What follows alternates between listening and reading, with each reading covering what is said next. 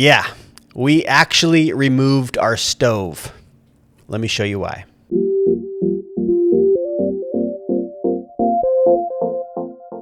Welcome to a video to recalibrate with Nate, and today is day 27 of our VlogMass playlist.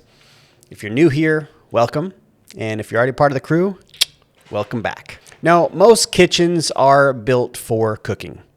Ours is built for growing. I'm not saying you need to follow suit, just wanted to share what we've done. Your environment should match your identity, not the other way around. Sunflower microgreens, protein and mineral rich. Pea shoots, hydrating and light and fiber rich. You've got radish microgreens, spicy and cleansing. Broccoli sprouts and microgreens, the sulforaphane king. If you feel compelled, try this. Start with 1 to 2 trays. Keep your setup simple. That way you can harvest often. And you can add microgreens to your meals daily.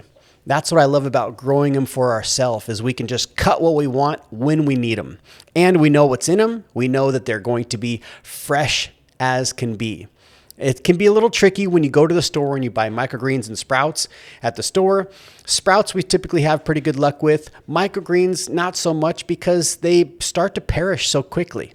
And they can be kind of expensive, maybe $4 to possibly even $10 for like a little bag of them, depending on what you get. So that's another reason why it's just so nice to grow them for yourself. And if you want sprout and microgreens guides, we've got an entire book called Alive on the topic. And I have a full video course showing you everything that we use from the setup to harvest. And all that'll be linked below.